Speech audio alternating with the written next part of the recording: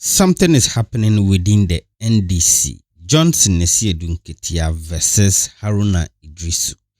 According to Asiedu Nketsia, changes or make in the leadership of parliament back in 2023. And no nam soma NDC etimi winning election in 2024. I don't know. Let's get into the story. What is actually happening in the leadership of, and answer within the leadership of the NDC. Asiedu Nketsia says, I am justified because the decision that I took is what helped NDC to win the elections in 2024. Well, whether you agree or not, that's the mindset and the view of the chairman of the party. And this is the explanation that he gave. Take a look. Haruna has been my brother. We have worked together. In fact, when I made him the minority leader, there were people in the party who were attacking me.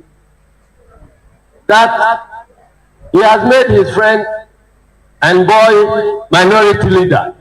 There are better people who could be chosen. So who should be the minority? We got over that time. Then new things were emerging. And I said that we have to change the forward line of parliament. Otherwise, it will be difficult for us to win elections. President Muhammad disagreed with me. But I said that, look, you have elected me as chairman of this party. I am the coach of the party going into the election. But how does the front line affect? I think my brother Haruna sit somewhere. The other guy, Muntaka, you also sit somewhere. Let people come, new people come, and you sit on the bench and watch. I am a coach, and I must watch how our opponents are playing, so that I also arrange my things for us to be able to win. When we did the arrangement, we went into the election. The victory that NDC got in 2024, have you seen any such victory in Ghana since the beginning of the Fourth Republic? So these are the words of the chairman of the NDC. Chairman. That statement, this explanation by Asiedu Nketsia also got a response somewhat. You know, that statement that Haruna Iddrisu, the now education minister, made at a function to refer to as some thank you tour, which he says is not the original one. Take a look at this. I recall when President came for his thank you tour, not the other thank you tour, the proper thank you tour of President Mahama.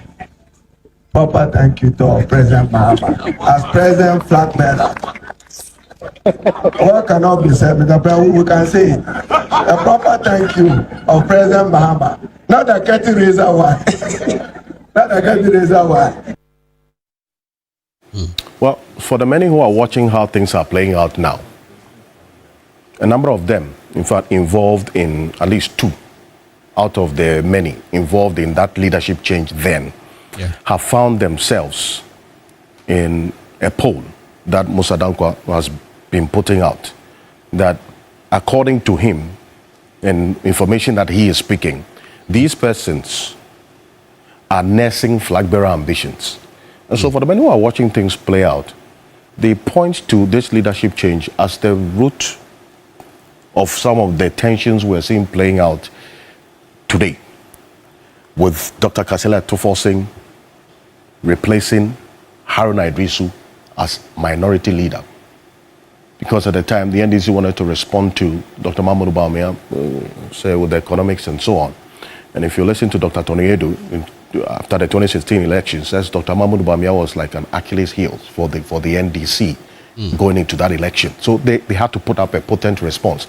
And they found that as now in Dr. Kasela Tuforcing. That was that leadership change we saw. And Mohamed Muntaka Mubarak replaced by Gavin Kwame Abuja. That alone for many, we should look at that from that beginning of what's happening now. Fast forward, two of them talking about Dr. Kasela Tuforsin, Mohamed Muntaka Mubarak, our appointed ministers. Asiedu Nketsia says, look, even with the appointment of Haruna Iddrisu as minister, well, I had to also influence it because I told President Mahama, so he had to be given a position. There are those who contest that particular explanation by the chairman of the party. Like it or not, there are many who are pointing to statements that Education Minister Haruna Iddrisu has made, which suggest a certain stifling of funds and some notion of sabotage of some of the policies that he wants to implement, which to those who are watching would inure to his gains and fortunes if he decides to put himself up as flag bearer of the party. You can believe it or not, but then again, we're seeing it brew its head or play out in very different ways. This is the statement that was attributed or is attributed to Haruna Iddrisu regarding this particular call for funds. If you recall, when questions were asked about how many teachers the NDC is going to employ, he's quoted as saying that if resources were available, quote, we should be employing and recruiting up to 50,000 teachers across the country. But due to budgetary constraints, we are unable to do that. The Ministry of Education sought clearance from the Ministry of Finance to recruit up to 7,000 teachers with degrees and diplomas. Accordingly, the process has been advertised in an open, transparent manner. You have many who have referenced this statement as one also to watch. But how exactly did Musa Dankwa come up with all these persons in his poll? And taking into consideration what happened yesterday, to many who are watching things play out in the NDC, is the evidence of what is being talked about over time. And guess what? The chief of staff, who under normal circumstances should have been the one whipping these people in line, is also captured as one of the persons seeking the flag bearership of the NDC. Yeah. So who has to do that? You recall that when this statement was put out by the secretary to the president, Dr. Callistus Mahama, that look, before anything else, focus on executing your mandate. The likes of Kwesipra Jr., who's going to be joining us later on the show, said that statement, that article by Dr. Callistus Mahama was President Mahama speaking to his appointees who are nursing flag bearer ambitions already while still in office, which should have been the chief of staff speaking, but then he's also captured in there as well. What's the consequence? What's the danger in what we are seeing now playing out? Musa Dankwa, I'm going to start off with you. Musa Dankwa, if you can kindly join me in here.